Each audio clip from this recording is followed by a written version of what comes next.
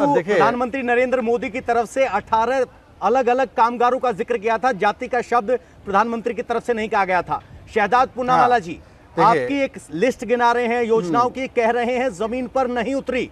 तो फिर वो लाभार्थी कौन है जो बीजेपी को वोट दे रहे हैं? अच्छा देखिए, अब क्योंकि 2 वर्सेस 1 भी है और काफ़ी लंबा बोला डॉक्टर साहब ने, तो मुझे उम्मीद है कि मेरी पूरी बातों को सुनेंगे। मान्यवर, ऐसा है, जब आप 2017 में आपको सरकार से बेदखल किया गया उत्तर प्रदेश से, तो आपके उत्तर प्रदेश की वहाँ पर बेरोजगारी दर 18% थी, आज 3% है उसी CMI के डेटा के हिसाब से। तो बता दीजिए कौन सी गारंटी लेकर गए थे? हाँ, आपने गारंटी ली थी कि किस प्रकार से दंगाइयों को और माफियाओं को संसद तक और विधानसभा तक पहुंचाना है। आज उनके घरों पर बुलडोजर चलता है, 3,500 करोड़ की उनकी संपत्ति कुर्क की जाती है और गरीबों में बांटी जाती है। आपने जिस स्थान पर इकोनॉमी को छोड़ा था, 6ठे स्थान पर छोड़ा था, आज 2nd स्थान पर आ चुका है। उत्तर प्रदेश की इकोनॉमी की बात कर रहा हूँ, GSDP के लिहाज से। और आज भारत की अर्थव्यवस्था जो है 10वें से 5वें स्थान पर गई है। ये तो मान्यवर विदेशी एजेंसीज IMF भी कहती है, ये तो मॉर्गन स्टैनली की रिपोर्ट भी कहती है। तो ये भारत के आंकड़े नहीं, ये तो विदेशी आंकड़े हैं, परंतु खैर उस पर भी आपको भरोसा नहीं है, छोड़ देते हैं इस बात को। अब आते हैं कि बेरोजगारी पर। तो बेरोजगारी पर मैंने अभी आपको बताया, EPFO का डेटा उठाकर देख लीजिए। उन्होंने कहा है, EPFO का लेटेस्ट डेटा, कि 6 करोड़ नए जॉब्स जोड़े गए हैं 18 से 25 की उम्र में। मतलब ये वो जॉब्स है जो पहले नहीं थे, क्रिएट किए गए हैं। इसके अलावा मुद्रा लोन 40 करोड़ दिए गए, जिसमें से सबसे ज्यादा बेनिफिशियरी SC ST OBC समाज के लोग हैं। और उस मुद्रा लोन योजना से भी जो 40 करोड़ लोन दिए गए हैं, उसमें से कम 8 करोड़ लोगों ने अपना खुद का रोजगार शुरू किया। मतलब 8 करोड़ तो वहां पे जुड़ गए।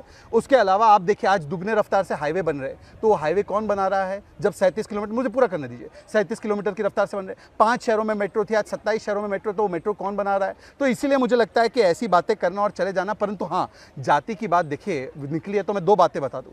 पहले तो जाति जनगणना के विषय में मीरा कुमार जी का, और उनके सुपुत्र यहाँ पे खड़े, मैं उनको कहता हूँ, ऑन रिकॉर्ड 2010 का स्टेटमेंट है, जब वो स्पीकर थी, उन्होंने कहा कि ये देश के खिलाफ है, समाज के खिलाफ है। आज बता दें कि मीरा कुमार जी गलत थी या मीरा कुमार जी का स्टैंड गलत था। और यूपीए के मंत्री अजय माकन ने भी यही स्टैंड लिया है। 2011 में की गई थी ये कास्ट सेंसस, 2014 तक इनकी सरकार थी, समाजवादी सपोर्ट कर रही थी। क्यों आपने जारी नहीं किया, ये बता दीजिए इसके बारे में।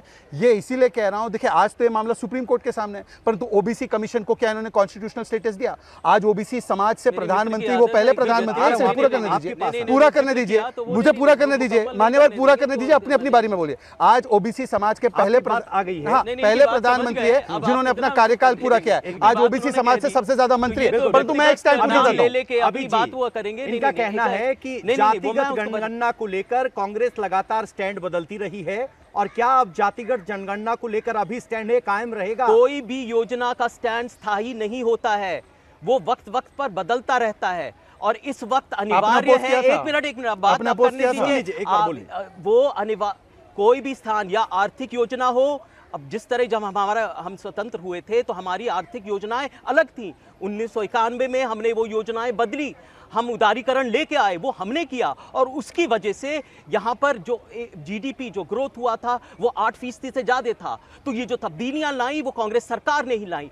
कोई भी योजना, मैं ये दोबारा कहना चाहता हूँ, कोई भी योजना, इसके फैसले स्थायी नहीं होते, हमेशा के लिए नहीं होते, वो वक्त वक्त पे बदलते रहते हैं। अभी ये अनिवार्य है कि जो पिछड़ा वर्ग है, जो शोषित है, जो जरूरतमंद है, जो वंचित है, पता तो चले भाई उनकी आबादी कितनी है। क्योंकि अगर आबादी का पता नहीं चलेगा तो आप योजनाएं, जो जन कल्याण योजनाएं हैं, उनके पास एक छोटा सा पूरक सवाल है, अचानक जनगणना, जातिगत जनगणना कांग्रेस को क्यों याद आई? बिहार की वजह से, या क्या परिस्थिति बदली जो आज आपको जातिगत जनगणना याद आ रही है? नहीं, हमने उस वक्त भी जातिगत जनगणना की बात की थी।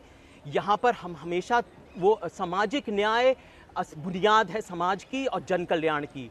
सामाजिक न्याय का एक तरह से एक विकल्प है, एक तरह से ये सोच है कि जनगणना तो आबादी तो पता होना चाहिए कि पिछड़े वर्ग की है कितनी।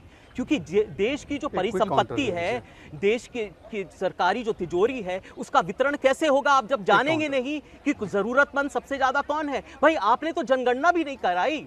प्रधानमंत्री बार बार कहते हैं, लाल किला से उन्होंने, मेरे भाई ने जिक्र किया कि 140 करोड़ लोग हैं।